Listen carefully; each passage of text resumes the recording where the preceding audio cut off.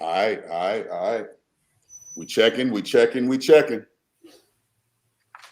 We should be live on that joint, man. I don't know why. It must be my head shape or something, man, because my hats always sit crooked. I know, in my younger days, I was on some other stuff, but right now I ain't trying to rep that life.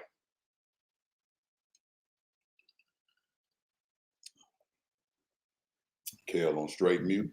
Did you just say because your head wasn't? What'd you say? Hey, my head must be a different shape or something, man, because my hats, every time I put it on, try to have it straight, it kind of cocks to the side. And I'm like, man, I ain't, now I know I used to wear my hats like that, but. I thought that's what you said. Yeah, that's back before, I tried to be the good guy. I tried to be the good guy. We're going to wait a couple more minutes. Let people start tapping in. Tap in, share. Tap in and share. Everybody who with us, tap in and share.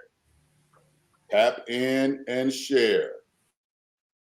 Got a good show ahead of you. Tap in and share. Also, if you have not already, go follow our YouTube channel at Perspective 217 Podcast. Again, it is Perspective 217 Podcast on YouTube. Subscribe, like, hit that notification bell so you will know when we're going live or when we post new videos. Give it one more minute. Like, follow, and share. We're also on Twitter, Instagram, Facebook, of course. What else I'm forgetting? Facebook, IG, Twitter, LinkedIn. And YouTube. LinkedIn as well. Exactly. It's all right. We're going to go ahead and get it started. Mr. Walton. And here we go. You're tuned in to Hits 107.3. No one knows hits like we do. Joint so fresh, you gotta Shazam. Loud and clear. Power 1, 2, jam. It's all perspective. Represent jumps and short. Respecting you all over. Right around this what you chose. Perspective. It's just the point of view. The odds and the outcome based on how you move. It's all perspective. Represent jumps and short. Respecting you all over. Right around this what you chose. Perspective. It's just the point of view. The odds and the outcome based on how you move. Odds and the outcome based on how you move. Kel, what do you say? The odds and the outcome based on how you move, not how they move, but how you move. Welcome to the Perspective 217. We're back at it again on this nice Thursday, October 14th of 2021. Bro, this year is rolling past. Like rolling. Crazy. 10 months, man. 10 months already. In 2021, man. Insane. Man, it's crazy. And we're still dealing with this COVID. But we're going to get into that a little bit later, right? So we're going to start out how we always do. It's your boy P. And it's your boy Kels. And we in the building right now, man. We got a special guest with us, but we're going to bring him on a little bit later. Kel, I got to ask you, man. We've had a couple weeks off. Yes, sir. A lot has happened. In those couple weeks, bro. So how your few weeks been? Man, I'm gonna try to summarize it, man, real short here. My last 2 weeks have been pretty busy, man, on some on some work situations first. Went up to Moline, Illinois, man, and went up there to venture out for my hostage negotiation conference, man. It was a success, especially being almost 2 years out, man, with COVID and protocol. So we were able to kind of gather the masses of negotiators through the state of Illinois. We've had some people come in from California and other parts of the nation, man, and and put on a conference, man, that was good for a lot of the newer incoming negotiators, as well as some of the seasoned negotiators. So all in all, good trip, man. Got to take our whole team, which is we haven't done that in a couple of years, so we were able to go up there and break barrier and bond and learn some things, man. And then last week, man, this little whole nasal situation that you hear, man, I blame this all on either the state of Georgia or the state of Alabama, one or two, because I was kind of traveling through both of those states. But got to give a shout out to my alum, Alabama A&M. Went down there for homecoming, man, and down there working on our project, man. It's coming out here later 2021, 2022. For those who don't know, big shout outs to my ex family, man. Got down there, man, and got to break bread and hug on some of my bros, man, that I've had relationships and friendships, man, for over 30 plus years, man, and get to see them and all of our other college friends and connections and resources that we got down there, man. Everybody kind of be on the same roof. Although we did get tapped by JSU, Jackson State University, I will give them their props. I'll say this real quick, man. Coming from a historical Black college, man, and actually seeing this whole Coach Deion Sanders, let me put some respect on his name, and seeing how he brought in class and he's really changing the culture of HBCUs, man. It makes it more of a professional standard, man. Really was enlightening to see firsthand, man. Come in and he's got the big coach buses, about 6 or 7 of those. He came in with the 18-wheeler semi, lighted up with his billboard, his face plastered all over the trailer, man. And it was just you could tell it was the upper echelon of the culture that he's bringing, man. So he's definitely bringing that NFL pedigree with him now to historical Black colleges, man. So it was a dope experience, even though we got tapped. Right, because his son's a beast, right? I mean, I watched on ESPN Plus a little bit, because I wasn't able to make it, bro, because I was just getting back and I was wiped, right? So, but that young bull's a stud.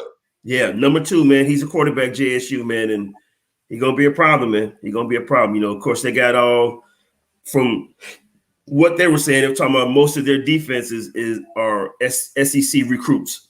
So they've either JSU recruited them or they transferred to JSU. So the culture, man, of HBCU athletics, man, is slowly changing. And that's with the likes of Coach Sanders and you got the other brother down there in Tennessee State. What's his name? He's the old running back. I can't remember his name right now, but he's down there, man. So we're getting some of our prominent athletes now, man, that have gone pro, played pro, and now coming to coaching down into the HBCU. Absolutely, man. Hey, that's magnificent, man. So can we say what the movie project, what that's going to be? We could throw a name out there, man. It's going to be The Normal Life. There's been circulation with articles and photos and stuff like that, but more or less, that's going to be about another historical Black college experience. And y'all just got to sit around and wait and see, man. Trailer coming soon. Absolutely. Normal Life. Alabama A&M, baby. So man, just kind of touch a little bit on mine, because mine was busy too. So it wasn't just all you out of town. I was ripping and running as well, man. So I had the pleasure to be a part of a entertainment agency called Swan 7 ENT, and we had an opportunity to go and run the production for this artist called Dixon. His name is Darius Dixon. Dude is a stud. Like if you like artistry, I ain't talking about that mumble stuff. I'm talking about that artistry where somebody's coming in and has vocal range from heaven to hell. You know what I mean? That's the distance, right? That this young man has this type of range, and he's super talented. Like he played different instruments. He writes, produces, has worked with Chance the Rapper, Pharrell, Justin Bieber, Beyonce. I don't know if I can talk too much about the Beyonce project, but he got some stuff coming up, man. This young man. So we had an opportunity. He's with Rock Nation, and we had an opportunity to run the production for him out in LA. But that LA experience is a whole nother topic that we got to get on. Like when we ain't got a guest on, that's something else, right? So, but with all that said, man, that wiped me out. Along with I was trying to get my home, my Mr. Fix It together, right? You know what I mean? Doing the priming and painting and trying to get your Home Depot on, yeah. And putting the floor down and as all of y'all know, my neck, back, and knees ain't worth a two toots, right? You know what I mean? Some of the old people used to say that but we gradually get it done every little bit, right? You know what I mean? It kind of comes with home ownership. When you want to make changes, you get in and you make changes. You know what I mean? We paying ourselves. You know what I mean? I ain't paying somebody else right now. But well, I am paying somebody, but I'm paying somebody to pay myself. You know what I mean? So, but with all that said, man, so we got a special guest with us today. This hour go by real fast. We want to go ahead and jump on in with him. This guest here has a wide and long, extensive history in the United States Air Force, as well as the Indianapolis Police Department. So I want to bring on, without any further ado, Mr. William Wilson. Welcome, Will. What's up, bro? I have my claps. Thank you. I don't have my claps on this computer. I need to upgrade my. We're gonna get the real ones, Will. You know what I'm saying? We're gonna get the real. There it is. There it is. We good. Welcome to the show, brother. Appreciate you coming out, man. Real talk. Appreciate being here. Absolutely. So Will, welcome to the show. Just for clarification, for the purpose, it's okay if we call you Will, right? We don't have to call you Mr. Wilson or you know what I mean? You only got to call me Mr. Wilson if you go to jail.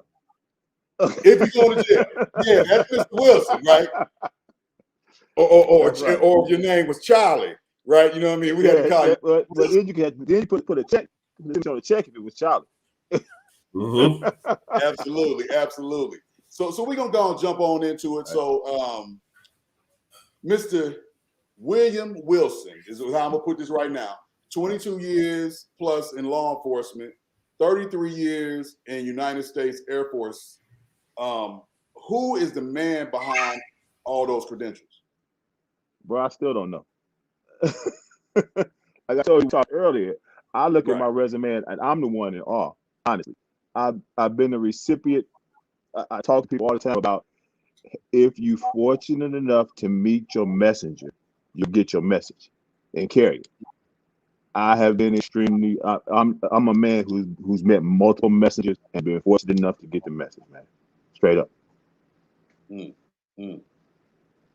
That's what's up. So you graduated from Concordia University. Mm-hmm. That's in Wisconsin, correct? Right. Yep. Go ahead. I'm sorry. I need to do a follow up on that, man. We kind of breezed by that, but I got to ask you this, sir. 33 years as a U.S. Air Force veteran. What were some of your pathways on that journey? I was security forces. My initial enlistment, and I cross-trained when I was active duty. I cross-trained over to an office job, systems analysis. I just crunch numbers, just the best job. Then when I entered the military reserve, I went back over to security forces, and that's why I finished up my run. I did a year in Iraq as a shift supervisor, guard force shift supervisor for the prison there, 8,000 bed man prison, the largest detainee operations center in the world. I was on the very first Air Force team to take over that mission. If you remember, the Army got in trouble at Abu Ghraib for the prisoner issue. Mm-hmm. And so after all that went down, the Air Force took the mission. I was on the very first Air Force team to take that mission on. And then I finished up my time back at Wright-Patterson Air Force Base. I was operations superintendent, physical security superintendent over the base law enforcement and security functions. During the day, Wright-Patterson Air Force Base is the 10th largest city in Ohio. We have a major hospital, the medical clinic, like 4 banks on the base, the shopping center, the department store. I mean, everything. It's a small city and a large residential population. Yeah, when I seen that, man, first of all, thank you for your service. Secondly, man, but thank you. Oh, absolutely. Being that, my co-host here, he's a veteran, man. We definitely salute and honor our veterans, man. So that's something that we honor here and take great deal of respect for. So we don't want to breeze by that. So just wanted to kind of throw that out there so people know who the person that we were talking to is official. 33 years official. So I appreciate it, and thank you for your service, bro. Always. Absolutely, man. So, Kel, let you go to the next. All right, so we're talking about Concordia University in Wisconsin. What other training have you been certified in? Oh man, so very early in my career, I was fortunate enough to meet older brother tell me never pass on free training. Mm-hmm. Look at my resume and you can tell. So I was certified to do incident response to terrorist bombings for first responders. Certified FBI HDS bomb tech. Certified state of Indiana law enforcement instructor for general studies. I was certified, it's probably not on my resume, but I was certified for the National Center for Violence Interruption to be a violence interruption trainer.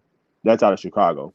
If you guys know Leo Hayden Institute, he had a huge contract with the Cook County jail system, and they basically did the training they did a lot of training for corporate America too, but their contract with Cook County was when brothers came out to jail for domestic or assault charges. Part of their court order treatment was to go through this counseling and training program with his agency. Let me see, what else? Man, military course. Man, I don't know, man. I lose track. That's what happens when your resume is real. I'm sorry. You have a lengthy resume. That's absolutely what happens. Also talk for what is important. I taught there was a black policemen's organization out of Michigan, Detroit, Michigan, the Midwest Coalition of African American Police Officers. They've more disbanded now than anything. When I first came back from Iraq, I taught for them for about 3 or 4 years as well. How was that experience being, military coming back from being deployed? Being in the training room. Being in the training room has never been an issue for me. I feel pretty comfortable in the training room, and I think it'd be hard pressed to find a police officer who ain't comfortable in the training room, because most of what we do in law enforcement, even if it's just a 10-minute response, we teaching somebody. We always try our best to teach them, don't do this again or don't call us back. That's don't put yourself in a situation where we have to talk to you again for anything bad.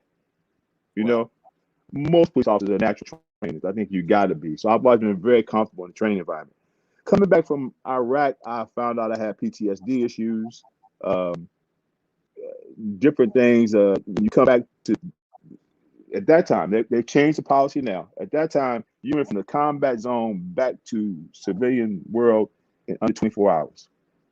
I woke up one morning in Iraq in a war zone, and I was in a McDonald's in Baltimore less than 24 hours later. And my mind took a loop, man. I'll be honest with you. You look at it's when I got home and sleep for days. I'm not really a gun person, but I started sleeping with a gun. I was hearing people on my roof, bro. In a 2-story house walking around. Yeah, I mean, but I'm good now.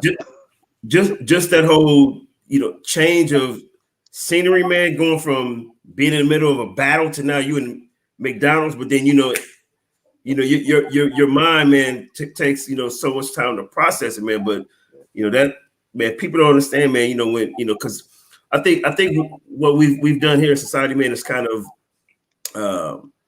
when people say PTSD, they kind of like PTSD, right. Everybody's got some, but I mean, I don't think they really understand, what PTSD, because it depending on the person, every person has different levels of it. And so when I might say, hey man, I suffer from PTSD, I might be totally fine. Right. Person might say, hey man, listen, I had PTSD. His might be a little bit more severe. And then you might say, man, listen, I had PTSD, and yours is the severest case, that there is. So, I think people need to understand, man, all of us here on the panel, we are some part or actively have been negotiator. So, we actively listen. So when people say stuff like that, you're like, let me dive into this more to kind of figure out, what all made him say that, or this person says that. So, yep. I think the biggest issue for law enforcement, especially, if you at the end of your career, you depending on where you worked at, you know what I mean? But you're probably going to walk away from some issues, man. To be honest with you, the older you get a conscious, you're going to walk away from this profession with some issues. But we talked, we're invincible, we're stronger than that. So the hardest, the person you fight the most for that is yourself. mm-hmm. When it was happening, I was like, man, that can't be happening because I'm not that person. I'm not that weak. I'm stronger than that. And it's hard to force yourself to deal with some of your demons sometimes.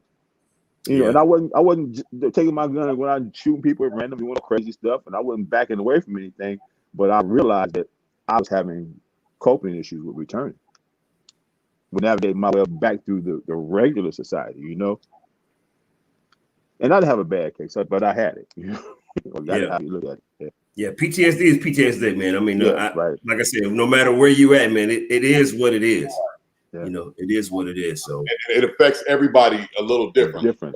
You know what I mean? So you may have, when we talked a little bit earlier, and me and Kale talk about it all the time, those triggers, right? Those things that would necessarily, I hate to use the term set you off because that seems so like explosion, but in a sense, it sets you off. And you may not explode outwardly, you know what I mean, to where it's you're damaging property or people, but you're having a fit inside, right? You know what I mean, or you kind of developed what we like to call coping mechanisms that some of them aren't healthy, right? You know what I mean. Some of them, those coping mechanisms, we try to dull those feelings that we have so that we're not so anxious when we can't see what's around the corner, or when we hear something move around, or when we hear kids outside when it's midnight and we're worrying about everybody in our household, somebody shooting through our house, right? You know what I mean? All those things that we deal with and think about, that we're kind of trained or conditioned. I don't even want to use it. Conditioned to say, I'm not that person, like you said earlier. I'm not that weak. I can control this, but there's consequences to trying to control and consume and like box everything up. Yeah, it is. Right? It's just leaks out. You know what I mean? A box can only hold so much. So much, yep. Right? But that's man, you jumped ahead on me, but that's definitely something that we want to. Our mental health is so important, and I want to dive a little bit more specific into it a little later. So I want to get back to you and your law enforcement. So you did your military time. A lot of African American families that I run across now don't want their kids going into the military. Yes. When I was younger, I didn't know very many African Americans that I grew up with that went into the military. Right?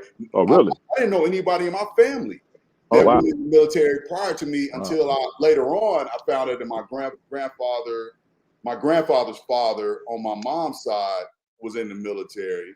But that's you heard what I said. My grandfather's father on my mom's side was in the military, right? That's not like my uncle, my cousin, my brother, my it wasn't very many people that went into the military. I had a cousin, Daryl and Dana, that went into Marines, and I think they was a little crazy before they went in. So that when they came out, I just really right, you know what I mean? But on the police side, outside of your immediate family, like outside of you and your kids, right? Because you have a few kids, right? You have like 4 young ones. But when I say young, they might not be kids. But okay. I mean, Well, here's the deal. if this is the secret of police, Mhm. we have difficult domestic lives, most of it. Man, speak on that for a minute, because that's I don't even think that's a secret, but talk about it though, brother. that is so real. You know, police statistically have one of the highest. It may not be the right now. At one point, it was the. We have one of the highest divorce rates Mhm.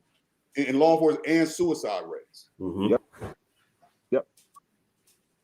So yeah, I tell them when I meet people, right?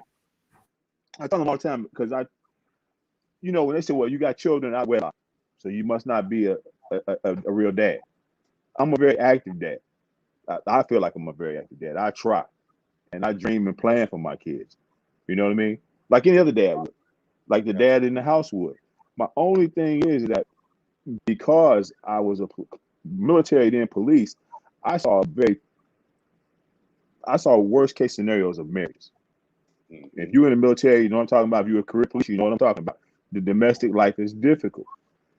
Down the line, the cost of that domestic life, divorces, pensions, splitting and all that stuff, man. You know what I mean? It's enough to make you commit suicide on the end run. Right. You know, I didn't see when I got on the job, man. All the guys, dudes working on the job way past time they should have retired, and they said, "Hey, I got to stay here because I'm paying my ex-wife for my pension now," or I don't, I can't live on what I'm gonna make, so I stay here. And they said, have your children. If you're gonna do domestic issue with like a set up a family, do that, but do not get married, man. It's not for a police officer. It's not a sound business decision. And marriage is business. When I look at it, marriage is a business. You got to go in business with the right partner. And if the business fails, it may be your fault. It may not be your fault, but you will pay. So in my mind, our reason child support was cheaper than a divorce. So, Well, hey, but see, everybody's situation is a little everybody bit different. Everybody about, different. Everybody different. But the fact is that relationships are hard in policing. There ain't. Yeah. I don't care. I don't care whether it fails or not. You know what I mean? I don't care whether, if you keep trying, you're going to run into more bumps than the average person, than somebody who works in real estate or somebody who works a factory job. Yeah. Because there's so many things that you kind of keep internal Mm-hmm. because they wouldn't understand. You know what I Yep. mean? Even if you try to explain it to them, they're going to hear you. But now they're going to stay up at night if you work a night shift or during the daytime. They're going to stay up all day and wondering, man, is that happening to them now? Right. So you don't tell them. So you don't talk about stuff that goes on at work. So you don't talk about it, right? You talk about the things that you can't really avoid, right? You know what I mean? The things that end up on TV, right? Mm-hmm. You know what I mean? But the other things that you have to deal with and things you have to see and experience, you don't take mud into your house. I had a partner that he's been married to the same woman forever, and he gave me some advice when I went to Iraq. And he said, you're going to come back with some issues, and I didn't think I would. He said, you're going to think about you killing yourself. I never thought I would, but I did. You know what I mean?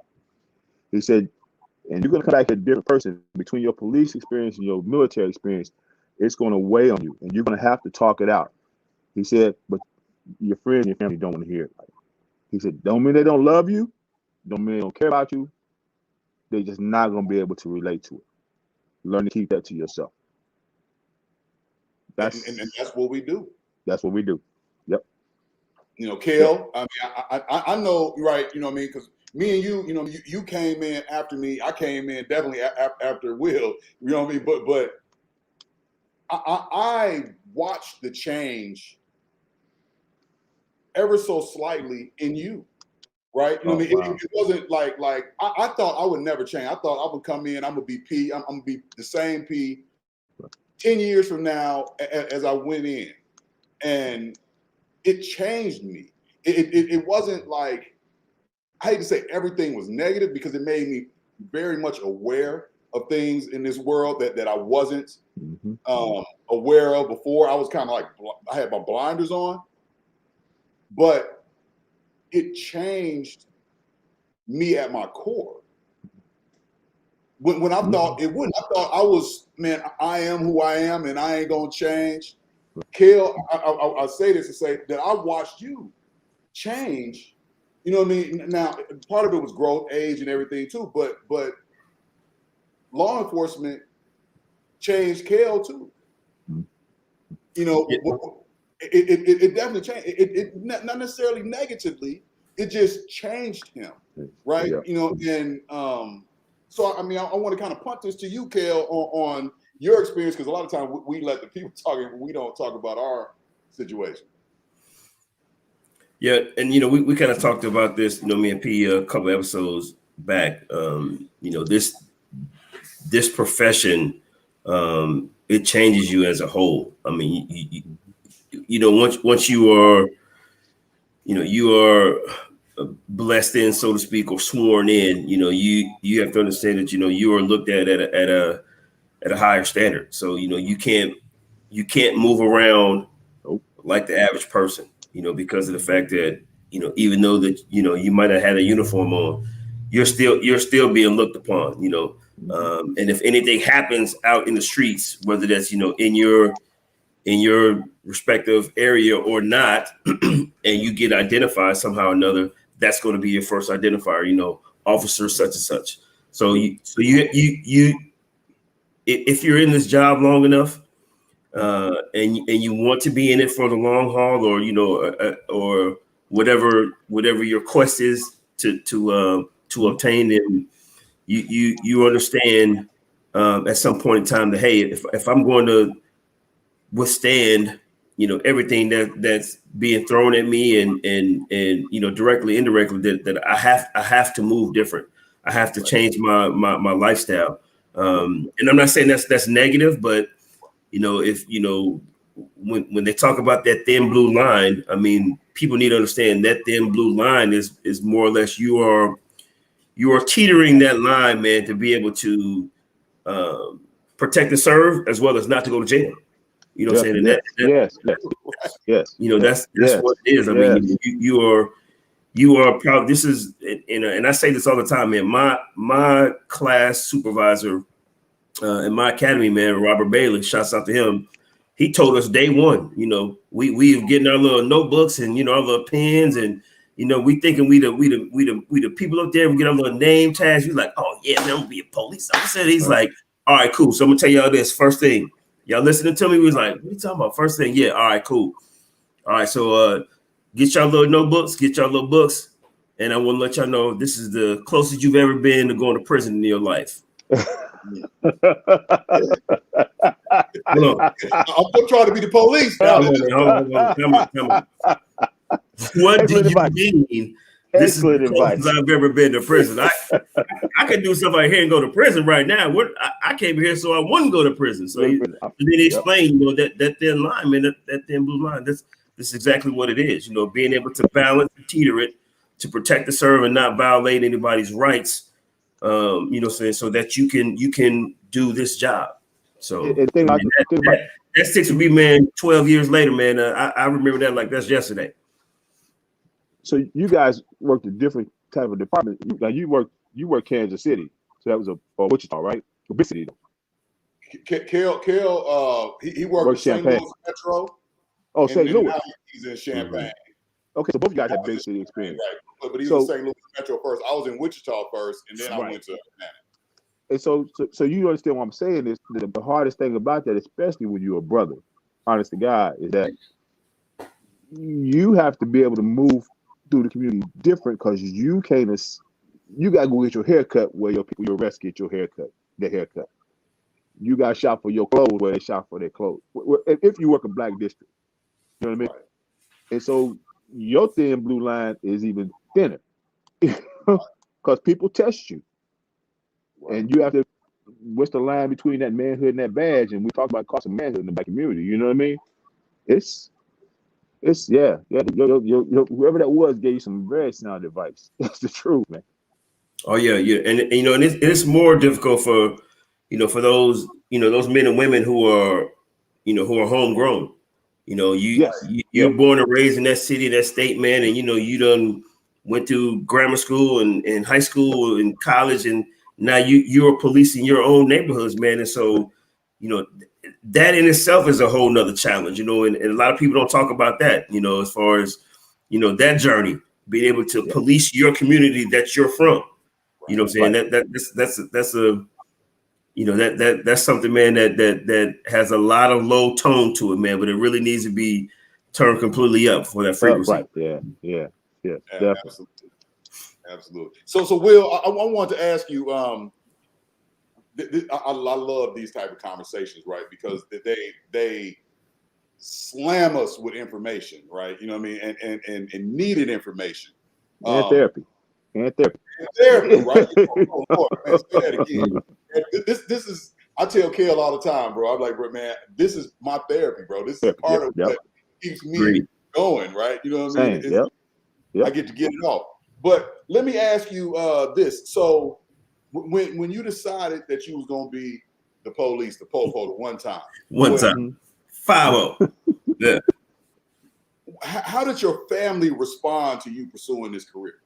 The only person that said anything was my mom, and she had objections. And it happened the day she brought the objection to me. I became a police officer during the crack cocaine epidemic. And understand that was when police departments went from, to me, right, from service oriented to warrior oriented. And now that's gone. We they kind of need to go back to service oriented, but they were warrior oriented during the crack cocaine thing epidemic. So mom said something that happened that day. I bought the newspaper in, and front page, big letters, black male, 18 to 28, your chances are 1 in 22 you'll be the victim or a perpetrator of a violent crime. Say that statistic again. 1 in 22, black male, 18 to 28. I never forget that. And I told her, I said, Mama, how do my eyes get any worse? Really. Now, I did my time, and after I retired, right, my dad passed during the course of my career and stuff. After I retired, me and my mom was talking one day. She said, we never wanted you to do that. We so glad we got you retired. But they didn't stand in my way. Right. They didn't stand in my way. And I appreciate them for that probably more than anything else. They didn't want me to go to the military. I didn't find that out till after my dad died. And that was a big gift my parents gave to me, man. They didn't stand in the way of what I wanted to do. I love this question, man. P, I want you to answer, and I'm gonna go next, man. What did your family say when you were interested in law enforcement? What was my family saying? What was your family saying when you got into? It wasn't really my family. It was like my extended family. Everybody around me. I kind of snuck and went into law enforcement, right? I didn't tell everybody. Matter of fact, I didn't tell anybody except for my I think my father knew I was going after it, and my mom, of course, knew. But people didn't believe that that's what I was doing. You know what I mean? Because I was so, as a younger person, I was so far away from anything a police represented. You was a hellion. People was more shocked, like, you the police? When I showed back up as the police, right? Because they didn't know it was happening, right? It was like I was already the police before, like I got married before everybody. I didn't have like a real big wedding. People didn't. Right. We got married and then people knew, right? So I didn't get an opportunity to kind of tell me, man, you sure you want to do that? I was already waist deep.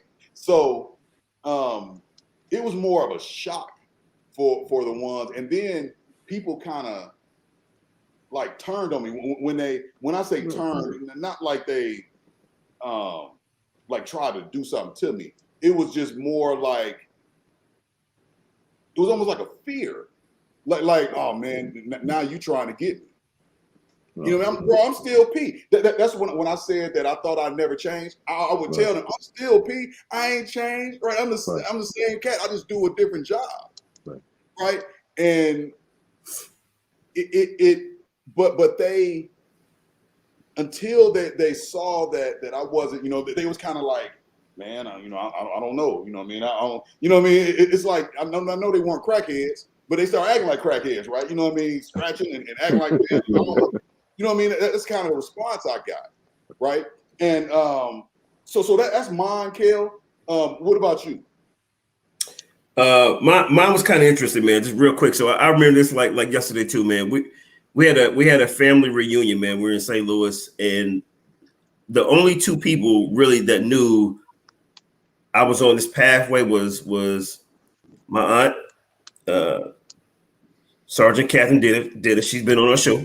And then of course mom, and so, mom was all like, man, like what's police? Like, I mean, yeah, but I mean, you sure? Like, maybe not a firefighter or something. Like, man, look, mom, people, fire, I can control people more than I can do fire. So funny story. So I told mom when we had this family reunion. So, I'm at the family reunion cookout.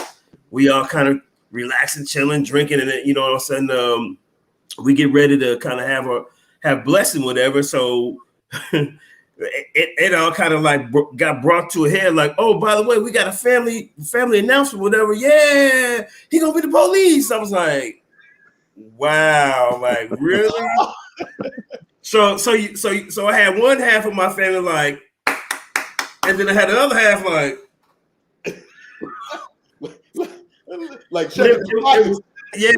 So I had one clapping, I had the other like hands in their pockets. But after all in all, man, I got blessed, man, by my aunt, man. She's a pastor, man, and to oversee my journey, man. And once I guess everybody got the G, you remember that? Once everybody kind of got the essence of what I'm doing, because when nobody out there gonna change my mind, it was already written. I already had my date to start the academy. Everybody was very appreciative. It was like, man, you be safe. You know what I'm saying? We want you coming home, man. So it was one of those situations, man. It's kind of like half the family was like, yeah, and the other half was like, But see, all my friends laughed when I finally told them. They was like, do they know you? Do they really know who you are? Yeah. And they gonna let you do that? Out of all people, right? Yeah. They had a good laugh, because they knew me when I was younger and I was, on some other things.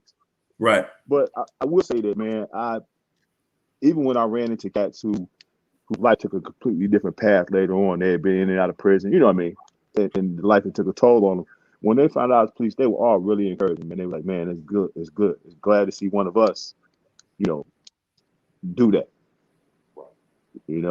So I never got nothing but love, man, from my people, ever. Even when they was burning, heating me up, it was love. So I got to ask you this, Will. And, we talked about family and how they responded, man. But what led you to law enforcement? A conversation, man.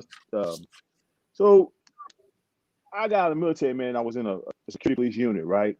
And you got to understand, man, not a lot of brothers in the Air Force, not a lot of brothers survive security forces in the Air Force. It's a very it's a hard career field in the Air Force. Okay? It's a hard career field for brothers to survive in. I sent your boy a picture of my unit I took to Iraq, right? Now, I'm in the command element, but it was only two brothers out of a team of, I think, 400, two brothers in command position, man. Just two. And look at that picture. Look at all. That's the security forces unit. That's my team. You can count the black faces in there, man. I mean, I'm being straight up. It's not an easy path. So I come out, active duty. I'm in reserve unit. One of the few black guys in there. We got 50 guys, maybe 5 of them black. And two guys come into the unit. They had both been Vietnam vets. One of them, they both came back to the reserve unit because they realized, hey, getting older, they want to get their credit for all their time, so they get that 20-year reserve pension, right? So one of them, he eventually became the director of prisoner education for the state of Ohio. But at that time, he was just in a position at one of the prisons that he was telling all the brothers, he said, look, Ohio prison and the corrections profession is all good old boys, but that's about to change. And if y'all brothers can get in there and get y'all education up, the world is yours, right? So he started talking to us about that. In the meantime, all the white guys they applying for positions in police departments. They talking about they getting on, you know what I mean? And the other cat, Tucker, Tucker had been is a white cat. He had been an East St. Louis, Illinois police officer. He's a Vietnam vet.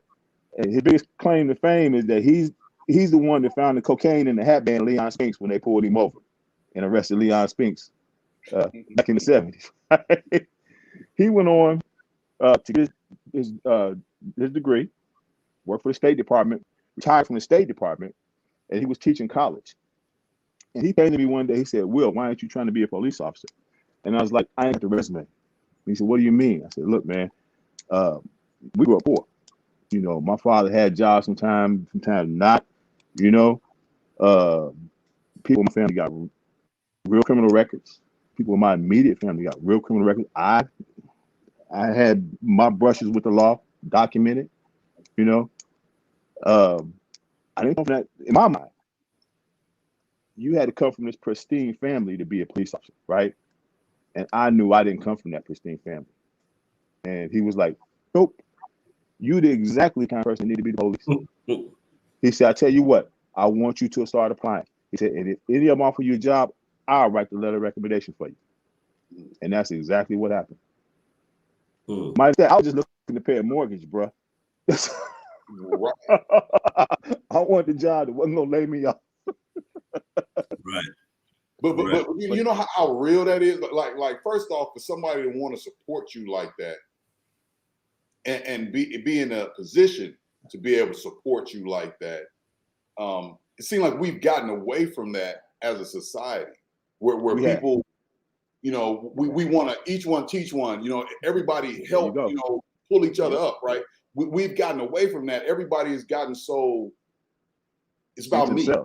Yeah, right. Yeah. Right. And what I can gain and what I'm losing and what, you know, you may, you know, take from me, even though there's enough to spread around, but people will be like, "Oh, if I let you get to the same level or above, now I'm losing something." Yep. You know, we all here. Like that's like I told you, I've been so fortunate. I've met messengers all along the way, and I've been able to recognize. Now everybody gets to recognize their messenger. You know what I mean? And the messenger, you don't know who it is. This is the person who got your message. You know, right. He was one of them. But you know, we all standing here on somebody's shoulders, even him. You know, my position in life is to put somebody on my shoulders, so they go. You know, I tell people all the time. You've been feeding me this week, boy. You've been like just digging. Well, you know, I mean, seriously, man, as police officers and as Black police officers, we are in the. That's one thing I would say about Indianapolis. When I was with that organization, I was fortunate enough to meet guys, brothers. And I don't mean nerdy school brothers. I mean real brothers who wanted to be police, man. Their whole life, I articulate, no, I always wanted to be police.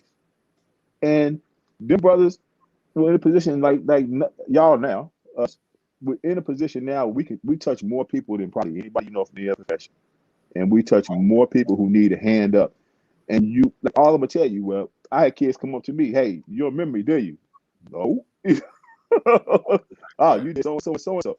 You talked to me about so and so, man. I decided to do this because of that conversation. A 5-minute conversation." Wow. You know? Yeah. And that happens for all of us. We blessed to have that, man. That's a gift. That's to God. Yeah, you know, that's our position. This platform, man. You know, and I say platform because, I mean, although it's a career, although it's a profession, it does give you a platform, man, in however you choose to use it. Now, being Black and blue, you know, this is a prime opportunity, man, to be able to go and speak to the youth, as well as, you know, the young men and women, man, to try to help guide them and navigate them through, you know, through life, man. Because a lot of times when our community and people of color have contact with police, it's always at the worst situation. It's always the worst scenario. Yes. And so if we are now able to speak to them openly and freely and tell them, "Hey, listen, man, you don't want to go down this path, man, because if you do, guess what? There's somewhere guaranteed for you." You know what I'm saying? But if you change your mindset, if you change the people who you hang around with, you know what I'm saying? If you refocus what you're doing on this side to this side, you'll be a lot better off, man. You know, sometimes that changes people's lives, man. And it does. that part of this job, man, is what I love, which the most. which continues to burn in me, man, to be able to talk to these kids and the youth and the men, and sometimes, man, even the OGs, man, like, look, bro, you too old to be out here doing this, man. You know what I'm saying? Like, you either sit down, man, or somebody gonna make you sit down. You know what I'm saying? Like, you know, when you can have that straight up 100 talk with somebody, like, bro, you don't want to do this, man. You really don't. You know what I'm saying? And then they look at you and be like, am I tripping? Yeah, you tripping. You know what I'm saying? Tripping. Like, tripping, bro. Let's not even go down this lane. You know what I'm saying? And they can relate to you. You know what I'm saying? Yes. You know, that part of this job, man, means everything to me. You know what I'm saying? To be able to walk in these houses, walk in these neighborhoods, you know, walk into these schools. You know, because I'm gonna be honest with you, man. You know, if you are granted access to become a police officer, you know, you really do have the key to the world, man, because there's nowhere that you cannot go. There's nowhere that nobody's going to ever deny you something. You know what I'm saying? Unless you're doing something that you're not supposed to. I think I think as a black man, you still get denied quite a bit. But just my you know what I mean? Yeah. Oh yeah, you get denied. I'm just saying, but there you have the access to go wherever you like to go within reason. Well, not only that, you have the ability to send other people places. Mm-hmm. That's my thing. You know, you put your name on somebody's letter of recommendation, they go. Mm-hmm. You know, you take a kid into the, like me, my big thing is, you know, a lot of people I see, in my experience, they got lost between 18 and 21. That's when they lost track. So my thing is, hey, let's go talk to Air Force recruiter, man. Let's give you some place to be for 4 years where you can make some money, and that'll change your whole life. Mm-hmm. Yeah. You know, and right now that's better than the job right now. Yeah. You know what I mean? Right.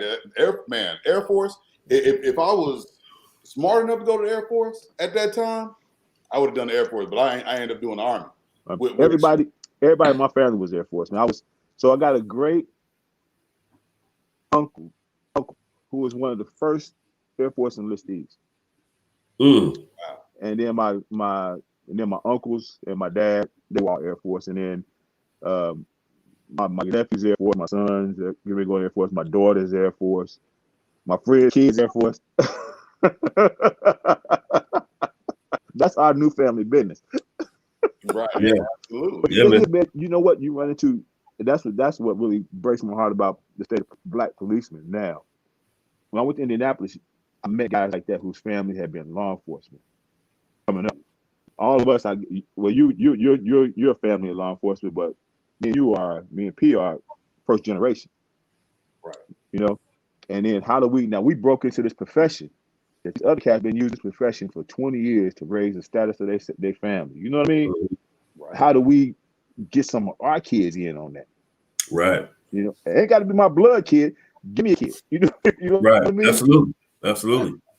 And that's why I look at all the negative stuff about police now and all the backlash. I mean, that's what breaks my heart the most, man. The most. Agreed. Policing is still honorable. It is. There are some people that have done some very silly and dumb and outright wrong things in law enforcement, and it's been magnetized and it's been pushed out. But overall, it is still an honorable profession, and I have no regrets about saying I'm retired police. You know what I mean? You may not like it, but I know how I police. I know the job that I tried to do and did. Mm-hmm. Right. I mean, and so the people around me, I know the type of police that they are.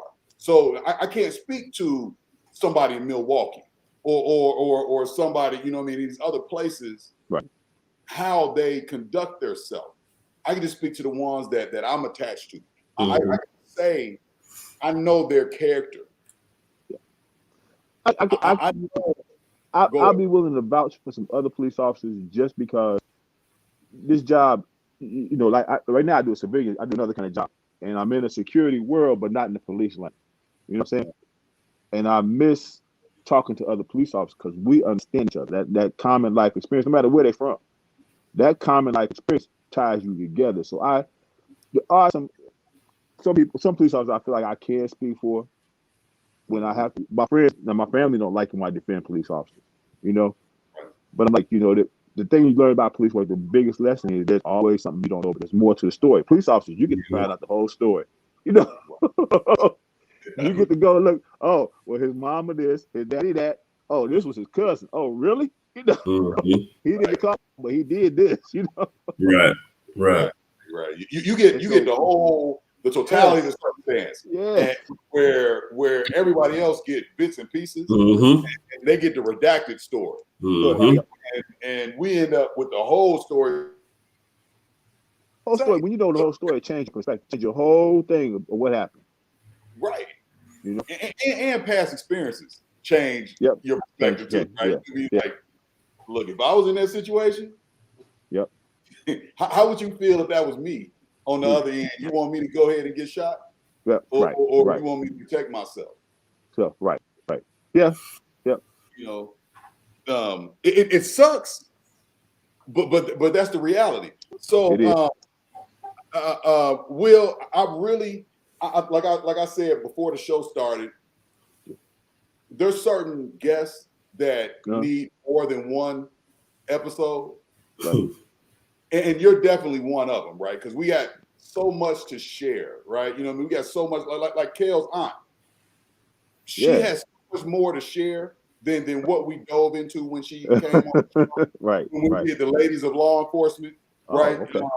It was, we kind of shared the space, but there's so much more that she has to share, right? About life, not just specifically policing, but life.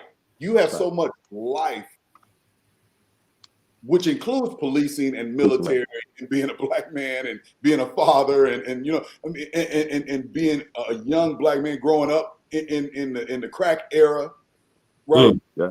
You know, with crack, I was in Kale. We early high school. Come on now, don't go there. Don't go there.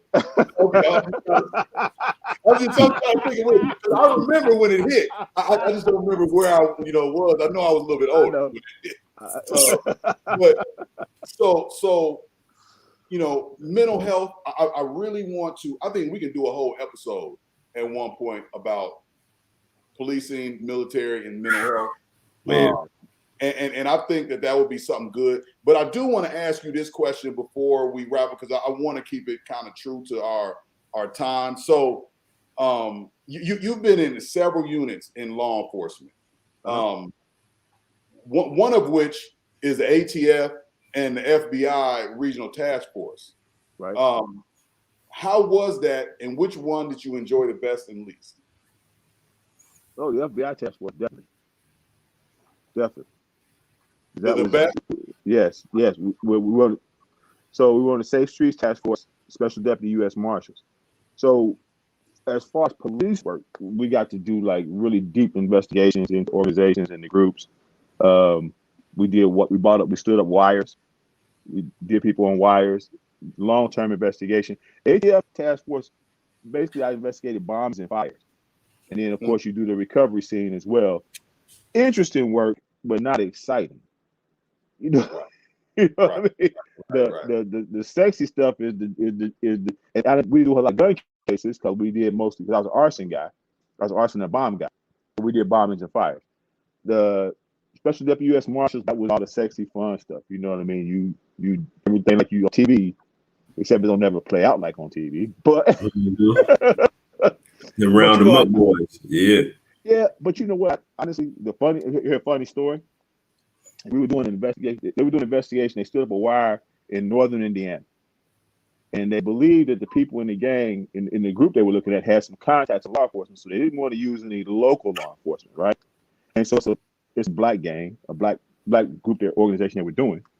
And so the FBI agents couldn't understand. They were talking Pig Latin. If you know northern Indiana, they speak a certain dialect of Pig Latin up there, right?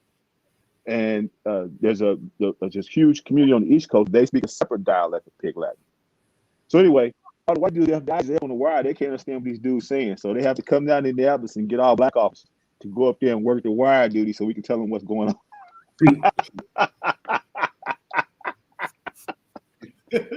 They made y'all the interpreters, huh? Right.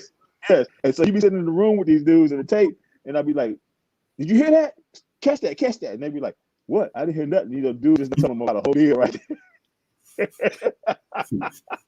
Yeah, So the no pickup clue. point is pickup point, price, you know, the days coming in. They ain't know none of that, huh? No. It was So, a cool gig. Yeah. Mm. So, Kel, do you have anything before we close out? I know we didn't get through all of our set questions, but we kind of covered them during our conversation. I do want to kind of jump in this last question here, just see what your insight is. I mean, looking back at your career, you know, what is your take on law enforcement now, man? I mean, with everything going on with the media and you know, and I know you probably covered this a little bit earlier, but you know, if you look back at your career for that time all the way up to now, 2021, man, what is your thoughts and perspective on law enforcement? Do you still think it's a viable career? Do you think it's tainted, or what do you think? Well, okay, that you could do a show on that with me, but the biggest takeaway from that for me is that we come into this political space now where certain people have put themselves in a position of power and authority enforcement. Brothers divorce themselves to the military, they divorce themselves of law enforcement, they divorce themselves of public service for a generation now. You know, whether they opted out whether they opt themselves out for felony convictions or they opted out just choosing not to go do those things, right? Mm-hmm. And now we need brothers working in law enforcement. We need brothers in the military. You know, and it's a whole generation of us missing from the field. And it's scary, man. It's an excellent job. I can't get my son. My son does. It's like I don't want to do that, Dad. You know, and it's not like, I mean, he wants to be a physical therapist, but it's not like he has some burning desire to be a physical therapist. He just figures that's a safe occupation that'll provide him a decent living. And I'm like, you can make just as much money as the police. He said, I don't want to do that. I don't put up with that. Why would I want to live like that under all that scrutiny and all that headache? And why would I want to do that? But that's the part I don't understand, because as a black man, you're already living under scrutiny. You know what I'm saying? So it's not like you know, because you and I'm definitely not trying to, you know, target your son, saying, you know, his situation is hey, bro, I target that is the mindset. That is the mindset, is that, you know, if I become a police officer, like, well, I want to live like that, man. But it's like, right. But you know, when you are law enforcement, you because you live it, you know, it's totally different. But when you're on the outside, you only get the perception. Right. You know what I'm saying? My thing is, how does my son be on the outside when all we talk about is the things happen to people in the street? You know, the result of bad decisions. You know, my dad was one of them brothers. My dad would come get me up. My dad was out there a little bit. He kept his family home, but you know, me and that generation, they played both lanes hard, right? Yeah, absolutely. Right. He come pick me up at 2-3 o'clock in the morning, wake me up on my bed, even on a school night. He'd be like, come on, let's go ride. And he'd take me to where things were going on. And since he knew people, he could give you stories, like background stories, you know, and he would tell you, don't take that path. Right. You know, and I tell my son, I time to do that, but anytime we out, I point out to people, say, somebody cared enough to name that person. Somebody gave that person a name. Somebody took time to feed that person and bring them up and look at them now. Look where they're at. You know, and he's said all that. So how do you not want to do law enforcement, man? It's not a stranger to him. I can see a kid off the street, but my son, your kids too, they grew up with it. And it fed them. It perplexes the hell out of me. Really. Yeah. I wish we had more. Kel, I'm glad you chose to jump back into that, because I wish we definitely had more people that chose to do it for the right reasons. Right. You know what I mean? Like they're making a difference is not just getting drugs off the street. You know what I mean? They're making a difference, not just arresting people who drive intoxicated.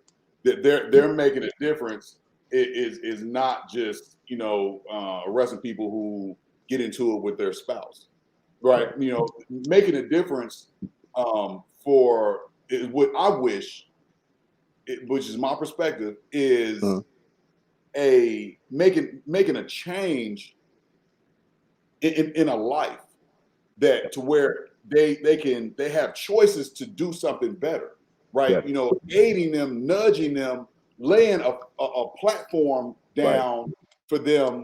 You know, not necessarily giving them your house, right? I ain't talking about that. I'm talking about just showing them how to fish, Right. Yes. Yes. without having to steal fish from the market, Right. right? Because they don't know how to fish. Can you guys tell a quick story? Mm-hmm. I like that. So here's the deal. The first black police chief in Indianapolis was James Toller. He was the brother that put me in major crimes. Okay. Long story how I got there, but he's the brother that made a decision that took my career and said, "This is your lane, run." Right. Right. I just found out that now in the 70s, Indianapolis had an all-black homicide detective crew. They had several years of 198% homicide clearance rates. Okay. You said 100%. 190% regular clearance rates. Wow. You can Google Willie Larkins, not Willie Larkins, his other brother, I forget his first name. I did to James Toller. Damn. Their names escape me. I'm sorry. Some legendary brothers, right? Mm-hmm. But what I found out recently is that all them brothers came out of a thing the police department had called the Power Club. And when they got on the job as junior patrolmen, they made it their business to get over there and work with the Power Club and work with the youth. Okay. And develop and forge those relationships. 10, 15 years later, when homicides started going through the roof, who do you think was calling and telling them how to solve the homicides? Yeah. You know what I'm saying? You know what I'm saying? And these brothers, they got together and figured this out themselves.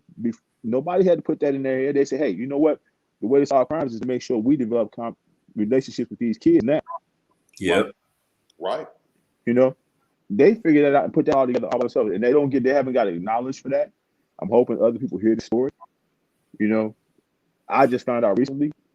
That's something that's what, if you say what ideal police work should be for brothers, that's it. Mm-hmm. That's what community policing absolutely is supposed to be, right? Not.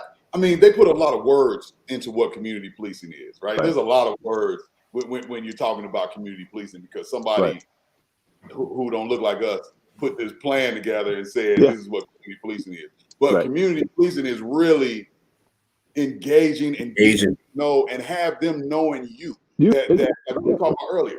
You know, my beat was quiet every time I was on the beat because they knew James was there, right? You know, they trusted me to do. I wasn't there to pick on them.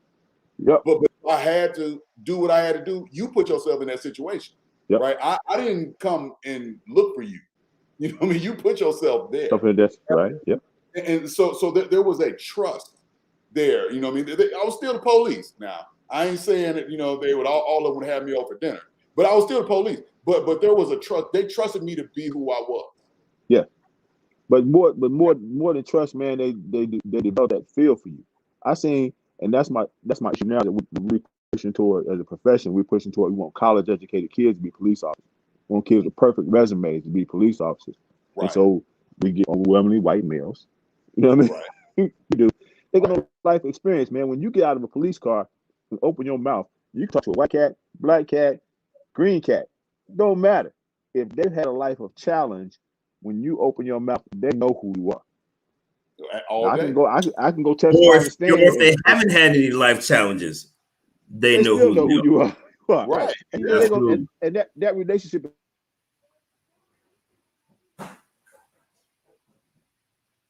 Somebody calling you. You back? Oh, nope. We got your audio, Will? You got to turn your audio back on.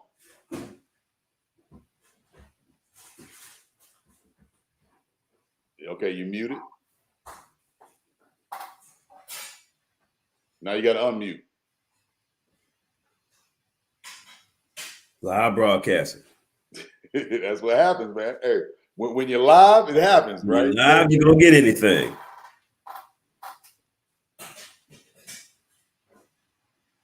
Yeah, you still muted. So it should be a little button to the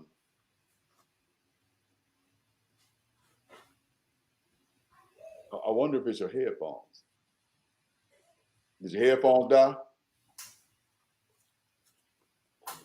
No, we can't hear nothing. You can hear us though. Well, you know what, Will? While you're working on that, we're actually at our time. So no. But what we're gonna do is no, don't go nowhere yet. What we're gonna do is we're going to have you back on for another episode, right? Absolutely. To continue this conversation, man, because you're dropping nuggets on us and things that we need, things that our community need, and the people outside of our community need, right? So with that being said, Kel, I'm gonna kick it to you. Man, well, I know you can't really respond, brother, but definitely appreciate you coming on the show tonight, man. We're gonna definitely have you back, man, for round 2. We'll have the audio and sound and everything back up and running, man. But we definitely want to have you back on the show, brother. So appreciate you coming out, man, being on the Perspective 217. Absolutely. And I'm gonna go ahead and close with this. We all deal with challenges. Just because my challenge is different than yours doesn't mean that my challenge affects me any different than it affects you. So have empathy. Understand that just because you feel like you would deal with it one way and I deal with it another, that doesn't mean my way is wrong. This is Perspective 217, and we out.